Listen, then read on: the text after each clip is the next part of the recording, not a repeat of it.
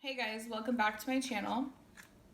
I thought I'd get on here and just do a little update about life and what it's been like being pregnant during the middle of a pandemic, kind of my life and what's been going on. The last time you saw me, I was in the hospital for the gallbladder thing, and that was just a very short snippet of what's been happening since all of this craziness has happened. I do have a couple of more fun videos planned. I'm sure you guys will be excited to know that I do plan on vlogging my labor. I plan on vlogging my labor. If everything goes smoothly like I hope it will, I mean, I deserve that much for my labor to go smoothly. That's all I want in life. But if it goes as smoothly as I'm hoping for, which is just an average labor, I'm not asking for a miracle. I understand I'm going to be in a lot of pain. I will vlog it and share that experience with you guys. It's one of the main reasons why I started a YouTube channel, was to document my life and have these memories to look back on. So, okay, at the very beginning of this, I would say maybe days before the coronavirus got pretty scary here in the United States, my mother-in-law passed away. And I have been living with her for the last 2 years now. We lost my father-in-law. It was a year in November. So she was really not, her health was declining. She was diagnosed with Parkinson's. She had been battling bronchitis. She had a heart failure and just a lot of health problems, and it was still unexpected for me. I like to look on the bright side of things, I guess you could say, and I thought that she was going to get better. She was in a nursing home. Well, she was in a rehabilitation center to learn how to walk and stuff again, because she had been falling so much from the Parkinson's that she needed to build muscle so she would be able to walk and do stuff on her own. So she was in a nursing rehabilitation center. She had just finally agreed to go to an assisted living center where she was going to be living and be taken care of, where they would, make sure that she gets her medicines on time. And I was really hopeful that her health was going to make a huge turnaround. I mean, as soon as she said yes to going into assisted living, this huge weight was lifted off of my shoulders, and I felt like finally she could have this quality of life that she so deserved and hasn't had for the last 6 months or so, maybe even longer. But I know for sure the last 6 months it had been a struggle. It had been a struggle to see her decline the way that she was. So she passed away. It was before the hospital stopped allowing visitors. There was a big tent outside of the emergency room / entrance, and they were asking, have you coughed? Have you, do you have a fever? Stuff like that.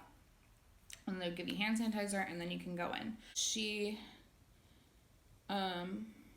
was admitted into the hospital, and then I think it was 2 days later she passed away. Was it 2 days later or the day? I honestly, my brain, so much has happened in such a short amount of time, on top of not even knowing what day it is because of quarantine, that my timeline is a little not specific. But I know it's very close. So it was either a day or two after that she was admitted. She passed away. I wasn't there when she passed, but she wasn't alone. And that is very, very important to me.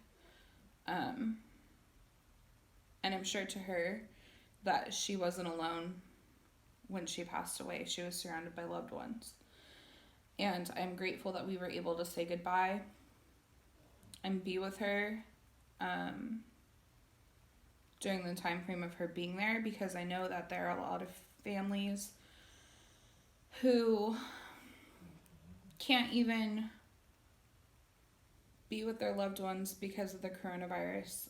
There's people who are passing away from the coronavirus who are not allowed to have visitors, who are not allowed to have their family near them, who are completely secluded from everything, and they're just alone. And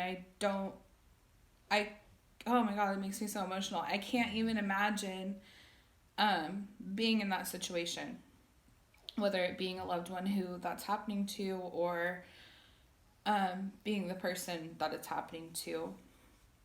That's like a whole different level of pain. So for us, I'm grateful that we were able to be there for her. Her son and his wife planned beautiful services for her with flowers and food, and I think they were planning on like 100 people being there. And every day it was like watching the news, like if we were going to be allowed to have these services. And then as far as we knew, it was good. We were going to have them. And then it was like, I think it was a couple of days before her funeral was planned that we found out that we couldn't have the services, and that it had to be a viewing only. And this woman has touched so many lives. She's just one of those really like nurturing souls, and she's touched a lot of people. She had a lot of like acquaintances in life, or family members, and just friends, and all kinds of stuff. Like, she just knew so many people. Amazing woman. We were expecting a lot of people to be there. And then California went on full-blown shutdown mode, where it went from, you couldn't have a gathering of 30 people, more than 30 people. So it went from that to, I think it was like a day later, we were informed that we couldn't even have a gathering of 10 people or more. So it was pretty impossible at that point to have services. We were able to do a viewing, so we were able to have some sort of closure at the funeral home, but it was very small. Basically just immediate family and a couple of other people. And yeah. So her services had to be canceled. That was the first thing. So the day of her services, my mom and my little sister had come down to be with me. The next morning we woke up, we ate breakfast. They left and went home. I laid down to take a nap, and I woke up in excruciating pain. And then insert hospital video. Here is where I found out about my gallbladder and pancreatitis and all that fun stuff. So that happened. Then I was in the hospital for about 3 days. Right before all of that, before the services, I had also found out that I needed to cancel my baby shower. And that was really hard. That was like the one thing I was looking forward to, despite all of these bad things happening around me. It was like the one thing I was holding on to that was like a positive, right? It was like being able to celebrate the baby, and that kept my mind occupied. Planning the baby shower and just like putting the finishing touches on it gave me like something to look forward to, something to hold on to, something to stay strong for. And finding out that we had to cancel that as well was extremely devastating. And that might sound so minor to some people. I'm not trying to say that my pain is any more than anyone else's, because it's not at all. I understand that people are going through probably way worse than I am. I'm just telling you guys the timeline of events of what's been going on in my life. So please don't come for me in the comments. I'm very sensitive right now. And I'm just telling you how shitty 2020 has been for me personally. And yeah, so my baby shower was canceled on top of everything else that was going on. And we decided that we would have a welcome party after she's born, which is in 17 days. Having a baby in 17 days, it's freaking crazy. I don't know where the time went. She's going to be here soon. Well, my due date's in 17 days. I hope she comes early so I have another little quarantine buddy, but we'll see. And, you know, no one wants to come around a pregnant lady in the middle of a pandemic. So it's been pretty lonely. My friends and family are amazing, and I've been getting baby gifts sent in the mail almost daily. It feels like Christmas. I'm extremely grateful for that, and it's been awesome. One huge thing that has been like greatly affected is my birth plan. I think that giving birth can already be such a traumatic experience for women, and the fact that mine is nothing like what I thought it was going to be is really like shitty, really shitty. I was already terrified to give birth in the first place. I still am a little bit. I don't know. The closer I get to it happening, the more I just kind of like, it is what it is. You gotta like buckle up and do it. But at the beginning of my pregnancy, it was like so taboo, so foreign, so scary to me. Like the thought of like bringing human life into this world in such a painful way was traumatizing. I've never had surgery. Like I've never like been in the hospital. Well, now I have, but I had never been in the hospital. Like I've never experienced anything like that. So, yeah, giving birth was terrifying. And I had finally gotten to a place where I felt comfortable with my plan. And understand that, like, I know that birth plans don't go as planned. I know that. Like, that's very obvious. But they do give you, like, some sort of map of what you want or what you envision and, like, kind of where to go from there. So, like, at my birthing classes, they gave us this worksheet. And it was like, who do you want there with you in the delivery room? Who's gonna cut the umbilical cord? Do you want music? Do you want essential oils? Do you want the lights dim? Do you want this? Do you want that? And it's just like this map of like what you want when you're giving birth to your baby. And the number one thing that I said from the beginning is like, I don't care about any of that stuff. I don't care about the lights being dim. I don't care about, you know, what music's playing. The only thing I care about is I want my support group that I want to be able to be there. And I want to film it. And I want to have professional pictures done. That sounds like a lot to a lot of people, but pictures are so important to me. I like to model in my free time. And everyone always like laughs at me for taking so many pictures all the time, but honestly, like, one of my favorite things to do when I was a kid was, like, go through, like, we had this, like, box of, like, no, it was a bag. We had a shopping bag, like, up in a cabinet full of old pictures of, like, me when I was a baby, my little sister when she was a baby, my older sister when she was a baby, like, my parents when they were in high school, and, like, stuff like that. And I would just love to look through them. And I think that pictures are so important to have for keepsakes and for, like, to pass on to future generations. Like, I'm sure the world is going to look a lot different, you know, 50 years from now, and it would be cool for my family to have that. So I really wanted professional pictures done of my birth and to have my support group there. And it just so happens that my best friend Kelly takes pictures professionally, and she was going to be the one on call when my water broke or when I went into labor, active labor, because she lives the closest to me. She was going to drive me to the hospital and take professional pictures of the whole labor experience from beginning to end.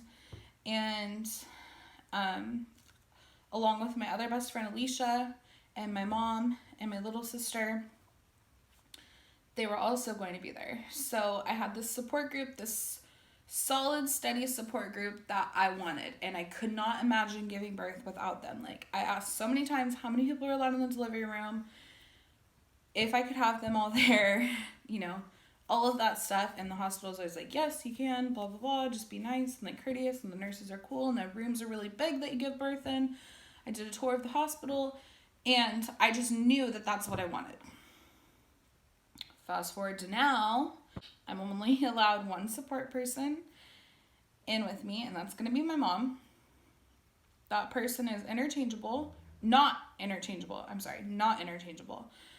So if she leaves. I don't have a support person. She can't just like leave and go get food and then like my little sister sub for her or like anything like that. Like whoever goes with me to the hospital is my support person and they have to stay there. Which sucks, man. I mean, it just really sucks like trying to wrap my head around like that. Like trying to wrap my head around like this plan that I've had for months in my head of how things were going to go, and now it can't be this way. Lucky for me, my family and friends are great anyway, so they're going to be here, obviously, at my house, waiting, to help me and support me in other ways after labor and delivery. But just them not being in the hospital is extremely devastating, and they're not even going to be able to visit the baby at the hospital, so, it just sucks. I'm grateful that my mom gets to come. I have heard horror stories of women being told that nobody can be there, like their husband can't be there, their mom can't be there, like nobody can be there. And I can imagine going through that. I'm a very sensitive person, like very, very sensitive person. I'm a strong bitch, don't get me wrong. Like I'm freaking strong, badass woman. I've been through hell and back a zillion times in my lifetime. But at the same time, I'm very sensitive. It takes a lot of tears to get through the things that I've been through in life. And so it also just takes a lot of tears to get through normal things in life for me.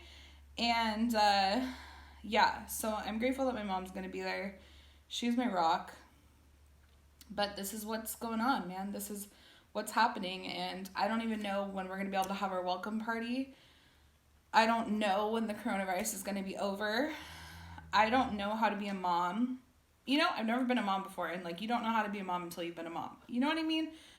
Now I have to learn how to be a mom in the middle of a pandemic.